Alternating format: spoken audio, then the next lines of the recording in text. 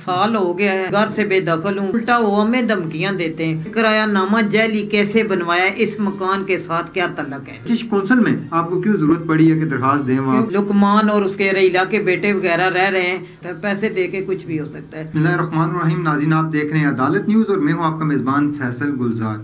नाज़रीन, तारकीन वतन की एक बड़ी तादाद जो है वो अपने मुल्क में जो है वो सरमायाकारी करने से डरती है। नसीन अख्तर साहिबा जो कि तारकीन वतन हैं, बरतानिया में रिहाइश पजीर हैं और इनकी इन्वेस्टमेंट, इन्हें नई इन्वेस्टमेंट नहीं बल्कि पुराने जो इनके ज़ाती जो रिहाइश थी, अपना प्लाट था, मकान बना हुआ था, उस पर जो है फीस बिलिल्लाह इन्होंने कुछ रिश्तेदारों को जो है वो मकान दिया कि वो वहाँ पर रहें और जब ये बरतानिया से वापस आएंगे, इनके बच्चे आते हैं वापस, तो देखभाल के लिए जो है इनको परेशानी का सामना ना करना पड़े, ये अपने घर में बासानी आ सकें।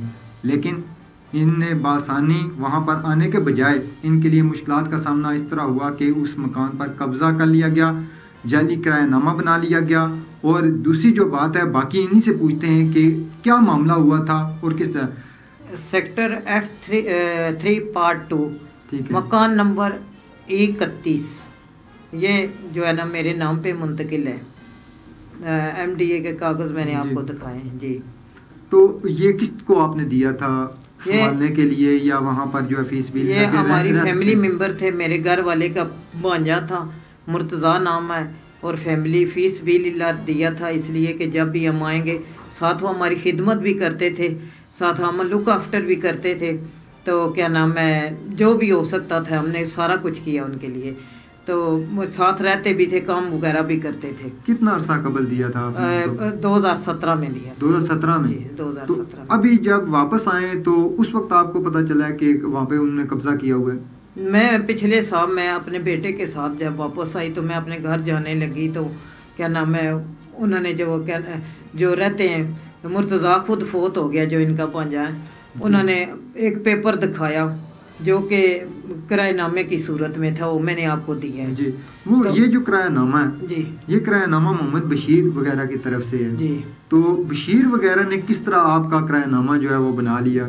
ये मालिक तो आप हैं। फैसल साहब, यहाँ कुछ भी हो सकता है, पैसे दे के कुछ भी हो सकता है। वो आपने मुलाजा फरमाया है कि बशीर का प्रॉपर्टी मेरे नाम पे हुई है, बशीर का किसी किस्म का कोई तल्लक वास्ता ही नहीं है। तो बशीर ने कहा कि ये मैं इसका नुमाइंदा हूँ, मुझे नहीं पता, यहाँ आप पैसे दे के हर चीज़ हो सकती है। चैलेंज किया उस किरायानामे को किसी अदालत में? चैलेंज मैंने तो नहीं किया, हुक्म इम्तनाई उन्होंने जारी। अच्छा, उन्होंने स्टे भी ले लिया? स्टे भी आज साल हो गया। अच्छा, 1 साल से। MDA से भी वो प्लाट आपके नाम पे है, हमने देखे अभी कागजात के MDA के, वो भी नाज़िन हुए। और ये नसीन अख्तर साहिबा ने बताया कि ब्रिटिश कौंसिल में भी दाद रसी के लिए जो है, इंसाफ के लिए इन्होंने दरख्वास्त मूव कर दी है। तो क्या कहते हैं कि ब्रिटिश कौंसिल में आपको क्यों जरूरत पड़ी है कि दरख्वास्त दें वहाँ पे? बेटे आपके सामने है, साल हो गया है, मैं अपने घर से बेदखल हूँ, वहाँ मैं जाती हूँ तो वो जो लुकमान और उसके रईला के बेटे वगैरह रह रहे हैं, ऊपर वीडियो बनाना शुरू हो जाते हैं, कहते हैं कि ये बशीर का मकान है, ये बशीर का मकान है। आप उससे मतलब हमें तो अंदर ही नहीं घुसने देते, फिर हम क्या करते? एक छोटी सी बात बता दें, बशीर वगैरह या जिनका नाम आपने लिया रईला, तो क्या ये रिलेटिव हैं आपके? रिलेटिव मेरे मियाँ के, जो मेरे साहब है ना, जो रिटायर्ड तहसीलदार हैं, उनका ये सोतीले भाई का बेटा है बशीर। तो रईला जो है भांजे की बीवी थी, वो भांजा फोत हो गया है। अब इंशाल्लाह कोर्ट में है तो क्या नाम है, हमारे हक में फैसला होने वाला है। तो बहरहाल मैंने अपने तरफ से सारे रिश्तेदारों को भी कहा, किसी ने मेरी दादरसी नहीं की, इसीलिए ब्रिटिश कौंसिल में मैंने दरख्वास्त दी थी कि बशीर, वहीद, सईद जो भी इनके सारे, वो उनसे हमें ख़तरा है, वो ये किसी वक्त भी हमें मार सकते हैं। नाज़रीन, बिल्कुल जो है, जैसे इन्होंने कहा कि कागजात कानूनी तौर पर जब भी कोई मामला होता है तो वो अदारों से जो है वो रिटन जो कागजात होते हैं उनको देखा जाता है। तो जबकि इनके जो इनका कहना है कि MDA से मुंतकिल भी प्लाट इनके नाम पे है, बाकी कागजात भी इनके नाम पे हैं, जबकि अभी जो है जिनके नाम इन्होंने लिए कि वो पार्टी इनको डराती धमकाती भी है और इनके अपने जो हकूक़ हैं वो सलब किए जा रहे हैं। इसी हवाले से इन्होंने ब्रिटिश कौंसिल में दरख्वास्त भी दी है कि इनको इंसाफ दिलाया जाए। और क्या अपील करती हैं वज़ीर आज़म आज़ाद कश्मीर चीफ सेक्रेटरी साहब से? मैं ये अपील करती हूँ कि मेरा मकान جلدی سے جلدی مجھے انصاف دیا جائے، واپس دلایا جائے، جو قابضین ہیں ان سے قبضہ چھڑایا جائے، اور یہ بشیر سے اور وحید سے، یہ ساروں سے پوچھا جائے کہ یہ انہوں نے کرایہ نامہ جعلی کیسے بنوایا، اس مکان کے ساتھ کیا تعلق ہے ان کا۔